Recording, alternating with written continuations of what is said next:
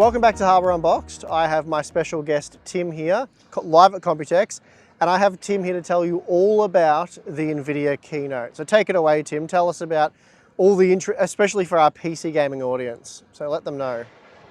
The Harbour Unboxed Computex coverage is brought to you by MSI and Thermal Grizzly. Check out MSI's range of Z790 Max motherboards built for performance with robust VRM designs that are cooled with massive heatsinks. There's more than enough power delivery to fully support the latest 14th, 13th and 12th gen Core series processors from Intel. Also enjoy ultra-fast networking with up to 5.8 gigabits per second Wi-Fi 7 and support for PCIe 5.0, along with MSI's screwless M.2 Shield Frozer for quick and easy installation of storage. And when it comes to the I/O, the Max series is stacked. Learn more about MSI's new Z790 Max series motherboards via the links in the video description.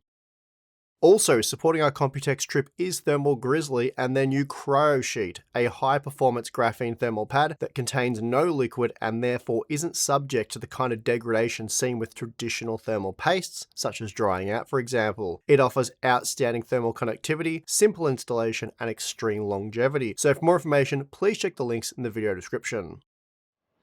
And that's all the interesting announcements that we saw in the Computex keynote from Nvidia 2024. Good job, Tim. It was a bit of a snooze fest, if I'm totally honest, and it was 2 hours long. I think because it was 2 hours long, people were expecting some portion of that to be talking about the GeForce graphics cards or gaming. Any gaming announcements of any kind. Even any announcements of any kind, not just from gaming, but any segment, really. Yeah, in our Q&A series, we were pretty confident there wasn't going to be too much focusing on GeForce and gaming. Thought maybe they might talk about a couple of the new things they're doing there just for a few minutes. Thought maybe that would creep in. That was, I suppose, expected. Absolutely did not expect any RTX 5080 and 5090 stuff to be announced. Maybe a 4080, some sort of 4080 refresh. But no, we said in the Q&A that we weren't expecting those products to be announced or even really teased, and they weren't. Absolutely nothing was teased. So I'm not really sure what we can say about the keynote itself, other than AI was said more times than it should have been. The keynote went for way longer than it should have. It rambled a lot. I feel like there was a lot of just extended discussions about things that didn't seem like it wasn't a very edited down, snappy keynote talking about even Nvidia's pace and success in the AI space, as someone toots in the construction zone nearby. They've obviously made a lot of innovation in AI stuff. It's just that it wasn't nicely, tightly edited. It was just blown out and long. And yeah, we can see from the reaction from other people as well that a lot of people, especially if you're focused on consumer products, just weren't interested in what Nvidia had to say. Yeah, and we get that it is sort of a business event. Yeah, that's true. But they did have some GeForce stuff to talk about, and it would be good as a company such as Nvidia that their foundation really has been in gaming, right? It has, yeah. So just giving some sort of mention to the things they're working on or some of the new, even software stuff, which we'll talk about in a moment, I think that would have been appropriate to include in the keynote, and at least those who are watching it for those updates and that information would have walked away with something rather than nothing. Yeah, and I think the reason why Nvidia hid all of the gaming announcements, because there were gaming announcements that were published during the keynote, they just weren't mentioned in the keynote. I think the reason for that is that Nvidia is simply making so much money from AI that there's no reason to talk about gaming in these keynotes. If you look at their financial reports for the last couple of quarters, the gaming segments like this and the AI data centers like massive bar charts, like they're making $20 to $25 billion a quarter from data center products, whereas gaming is in the low single-digit billions of dollars. So when the entire focus of their company currently is on AI and data center products, they can just shove the GeForce gaming stuff to not even in the keynote anymore. I think at last Computex last year, there was still a focus on AI, but there were some GeForce mentions in that keynote. And you've just seen from this financial situation of Nvidia and how they've been gaining money from AI, what that has meant for their keynotes now. It's just talking about AI products. And as you've seen from the 2-hour keynote, they don't even need new AI product announcements to talk for 2 hours on AI. They can just ramble about whatever they've already got, and that apparently constitutes enough of a keynote to deliver. Yeah, it's a bit crazy. They almost seem as though they want to distance themselves from the silliness of gaming. Yeah. They want to be taken seriously as this data center type company, and that's pretty much the vibe, the takeaway you have to have from that. And not that it was a great prediction, but we did predict last year that this would be happening, and Yeah. AI was inevitably going to be bad for gaming. I know there can be some, AI may enhance gaming in the future. There's all these things that AI may or may not achieve, but yeah, it's sort of gone the way we predicted it would. So certainly disappointing for gaming and what we cover, our interest. Yeah, and I mean, if you just think about the wafer allocations at places like TSMC to Nvidia, they sell the wafers at the same price, whether it's used for data center products or used for gaming products. So when they're selling an RTX 4090 that's 600 square millimeters of die space for about $1,600 US, or they could package that into like their H100 AI GPU, About which, what, 30% bigger? yeah, it's like an AI accelerator. I'm not sure where they're using the GPU name for that, but as you say, it's like just over 800 square millimeters, and they sell that along with the board and everything for, what was it, like $30,000 to $40,000 US? Yeah. It certainly costs more to produce that product. Yeah, it's got HBM, 80 for gigabytes example. of it, I believe. So it's a much more expensive product to produce, but it's not that much more expensive. So Yeah, the profit margin's insane on those sort of products. absolutely. And so there's very little incentive to allocate silicon wafers to producing gaming products. And I'm not saying they're not going to produce gaming products. They'll certainly do that.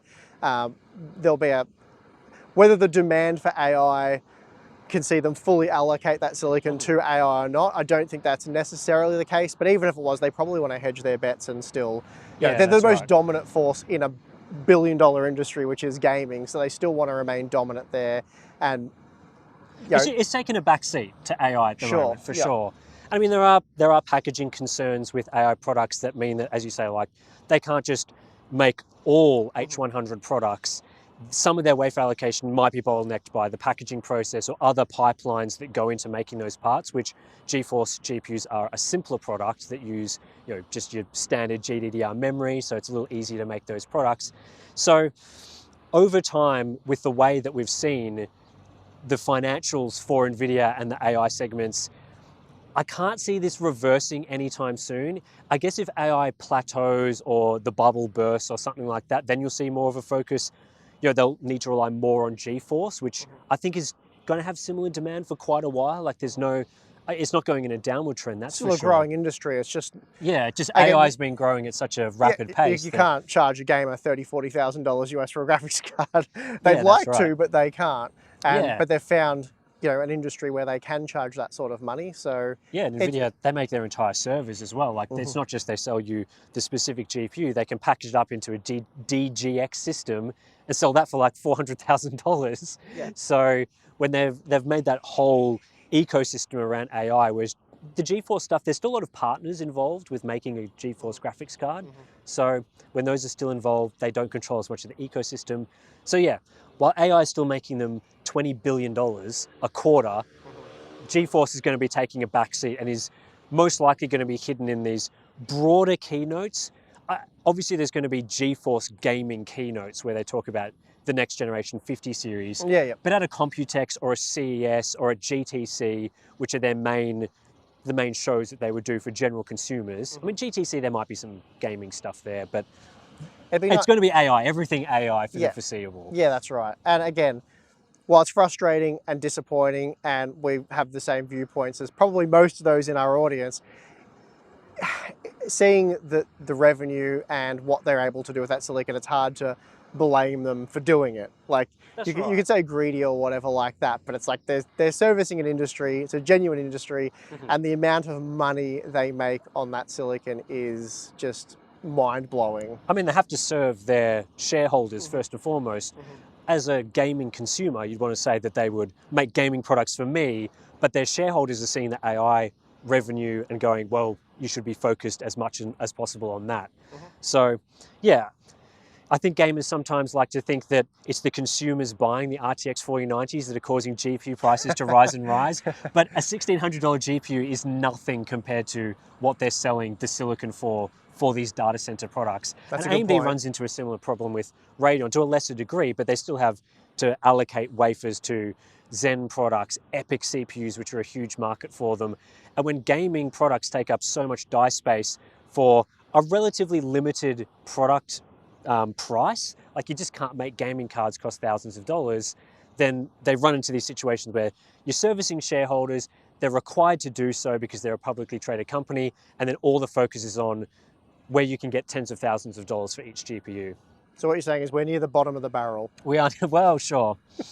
That's what you're saying. So while there weren't any gaming announcements in the keynote, they did announce some gaming stuff at the same time. I think the first thing that was interesting that we saw was the new small form factor ecosystem, which looks like you've done a bit of digging into exactly what it means. Yeah, so it is the SSF, which is small form factor, ready enthusiast GeForce card guide or specification. So that's interesting. So I'm not well, what they're saying there is by enthusiast, it means it's GeForce RTX 4070 and up. So those of you who either have or are looking at buying 4060 Ti's or 4060s, they're not included in the spec. So I don't know if that means that you aren't a PC enthusiast because you haven't spent at least $500 US or more. Seems to be what they're saying here with this. So that's... I mean, it kind of makes sense that you wouldn't need to as much make a small form factor ecosystem for your 4060s and 4060 Ti's, which are typically more compact GPUs. Can be. But they didn't have to name it the Enthusiast SFF system, right? It could have just been, that's their branding without Enthusiast in the name. But anyway. Interesting choice there. But so what this specification calls for to be certified by this SSF ready program is the card can't be longer than 304 millimeters, which pretty long, really. It's pretty long. Pretty long. And even 50 millimeters wide, so that's 2.5 slots. I don't know why they call it 2.5 slots though, because it's 3 slots, right? It's effectively blocked 3 slots. You can't use half of a PCIe slot, so that's weird. But anyway, that's always been an industry thing. So 50 millimeters wide, and then it's 151 millimeters tall, but that has to include the height of the cable, which I don't You could wrap it hard, right? Well, that's right. They've said 151 total height. So I guess, well, the cord has to be able to bend at a reasonable bend within that height. But I'm not sure how much of that height is dedicated to the cord bending. Anyway, that's the specification. And at the moment we have SSF ready cards up to the 4080 Super. So no 4090, which probably makes sense given power and cooling required for the 4090. But look, the 4080 Super are really high-end cards, so if you can get a compact version of that, that's pretty cool. But the thing is, though, it's not that compact. You're talking about a 300 millimeter long card at 2.5 slots, and that's a small form factor card. That seems like a lot of existing products would already fit into that, especially at the 4070 type of tier.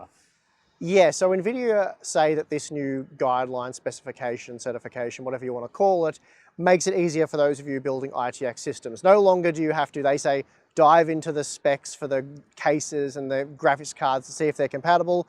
It's just, if it has sticker on case, sticker for the graphics card, they're both part of the program, they'll work together, which is nice.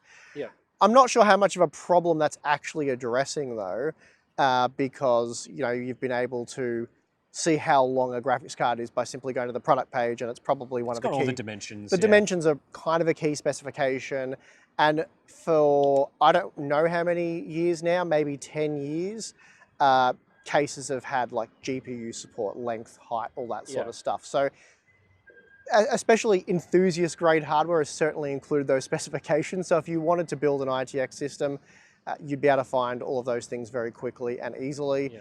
And there are also ITX versions of graphics cards, typically the lower end things, but I think there is an ITX version of a 4070 as well. So it seems pretty loose to me. It's not a bad thing, it's just not entirely necessary, but I know why they're doing it, which I suppose we'll talk about in a moment. Yeah, it feels like a lot of cases, their definition of a small form factor case seems to be a bit larger than what I would class as a small form factor case. And there's a possibility that some of those really small things, like Ali at Optimum Tech does a lot of those sort of videos with those tiny little cases. It's not really targeted towards those gamers. And at least personally, I would have thought that those type of cases where it's really difficult to fit a GPU in them, you really do want to have some cards available and be certified, know that they will fit in those sort of sizes. But 300 mil long, 2.5 slots, it's a lot. It's cutting out a lot of those sort of designs. But And the reason why I don't think it's that exciting is because with the small form factor stuff, you want to encourage manufacturers to make ITX products for that industry. And if you make quite a tight specification that is somewhat difficult to get, especially the higher end cards to that spec, but it can be done. You just have to use more premium components and more advanced, more efficient coolers. That'd be really cool. So if they hadn't made it sort of dimensions that we're already pretty regularly getting, then people would have made custom products to meet that new standard to be NVIDIA certified. I think that would have been really exciting to have that, but we didn't really get that. So maybe there's room for that in the future for a more aggressive certification with smaller, more compact cards. So we could try and get like a really small 4080 Super or something like that. Yeah, that'd be cool. But I think the reason why they've decided to make this is very similar to what we see with the current way G-Sync is branded on monitors. Like, since G-Sync no longer refers to the G-Sync module in the monitor, it can just refer to any adaptive sync product, as a plane goes over our head. So with the G-Sync ecosystem, G-Sync doesn't necessarily mean G-Sync module in the monitor anymore. It's just used for any NVIDIA compatible monitor that uses adaptive sync and is certified to some certain standards. But what it does allow is G-Sync and NVIDIA branding on so many monitors. You get those logos everywhere, you get logos, brand awareness. You get NVIDIA, you get G-Sync, the green text and everything. That's really beneficial to NVIDIA because it puts them at the forefront of GeForce and gaming. And when you're buying a gaming monitor and you have an NVIDIA GPU, you'll look for G-Sync branding, even if it's not necessary. And the same sort of thing seems to be happening with this SFF optimized sort of form factor for graphics cards. It doesn't have to be necessarily a new, really tight spec, but it allows them to put branding on so many more graphics cards. Well, yeah, that graphics cards and cases. I don't think there's too many cases, if any cases, that have an NVIDIA certification or logo on the box, on the product page. But there will be soon, and there'll be a lot of the enthusiast ITX cases, and that's obviously what the push is here, in my opinion anyway. So the other thing that Nvidia announced that I'm personally quite interested in as a fan of the new Nvidia app is updates to the beta version, which includes some things that I think are really key. So things like AV1 encoding right in the video capture utility up to 120 FPS. AMD's had that in their Radeon software for a little while now, but now that the Nvidia app is getting these updates, great to see you'll be able to encode at the highest quality that's supported on Nvidia GPUs. And 120 FPS as well. Yeah, that's AV1. nice. And also more performance tuning features in the application. So one-click GPU performance stuff is in there now, and apparently enhancements to the Nvidia app overlay.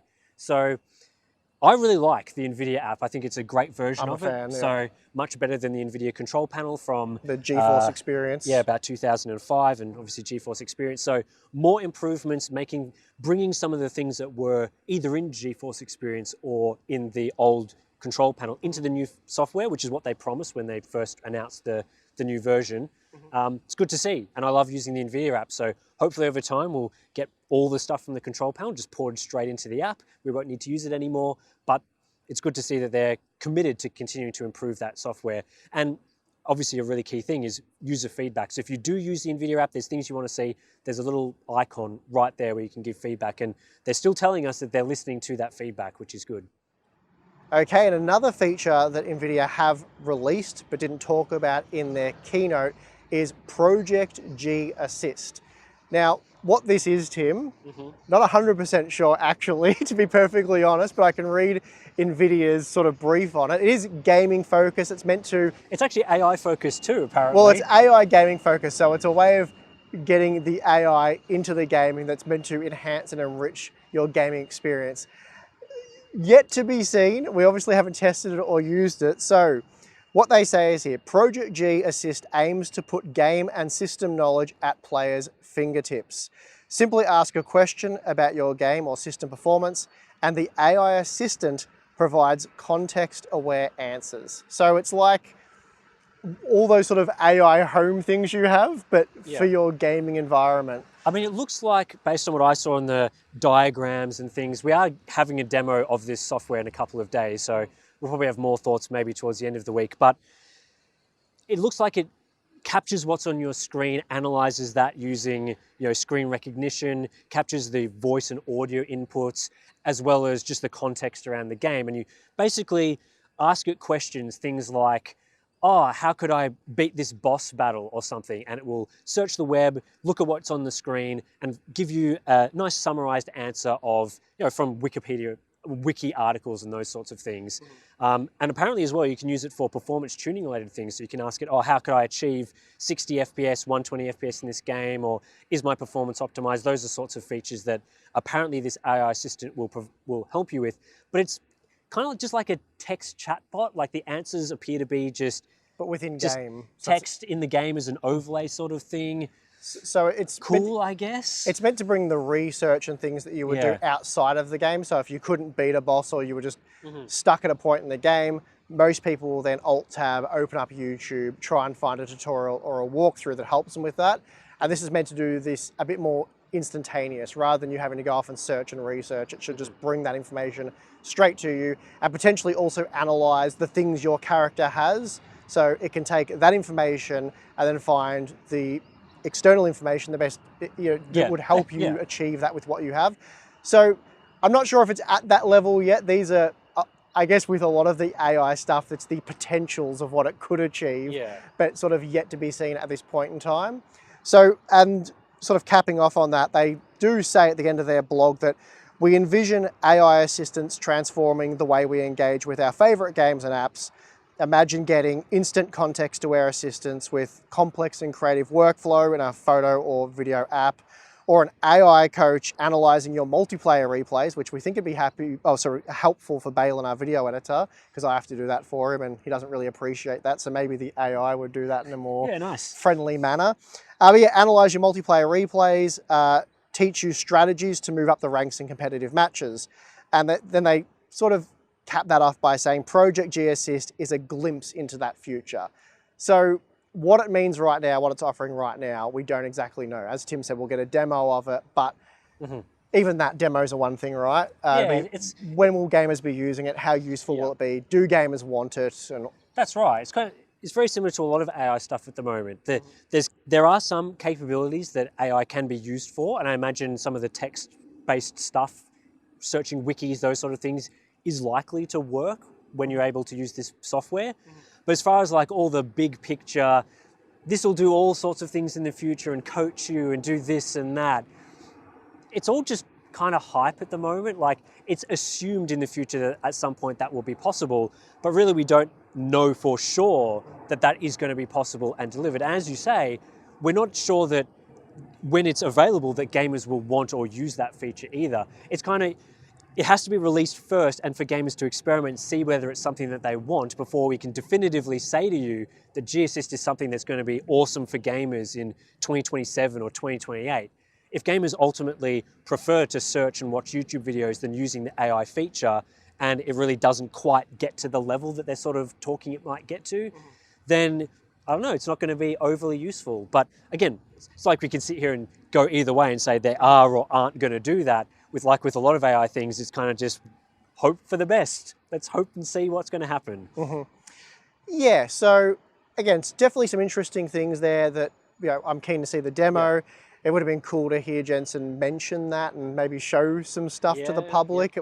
Certainly a lot of the people who I'm sure did watch would have been a lot more excited to see things like that about their, well, a potential enhancement to their GeForce experience, right? Yeah, so, and it was AI based, which made it kind of strange. Very on topic. Yeah, that it wasn't in their AI presentation. But Yep. So that, and along with obviously the software, the driver / utility updates are awesome. We want to see those keep coming. So yeah, a bit of a weird one from Nvidia, but it's also exactly what we predicted last year. And we didn't want to remake last year's video this year. So at least we did have some sort of new stuff to talk about. Yeah. So I think that is going to do it for our Nvidia. Well, it wasn't even the keynote recap, was it? It was just our thoughts. Nvidia announcements around this time period. So yeah, we'll have to keep waiting for that 5080 and 5090 that Tim and I think probably Q4 we're going for this year. Yeah, there'll be a dedicated announcement for something like that. It is a fairly large announcement. If they were going to talk, they were going to bury it in a 2-hour conversation that was 99% data center and AI products.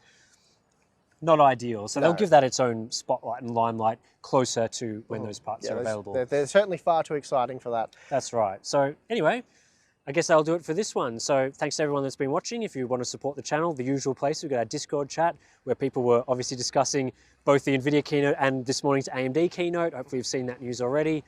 And yeah, Patreon float plane. Thanks to MSI for bringing us here. Yep, and Thermal Grizzly. And Thermal Grizzly. All right, guys, we'll see you next time.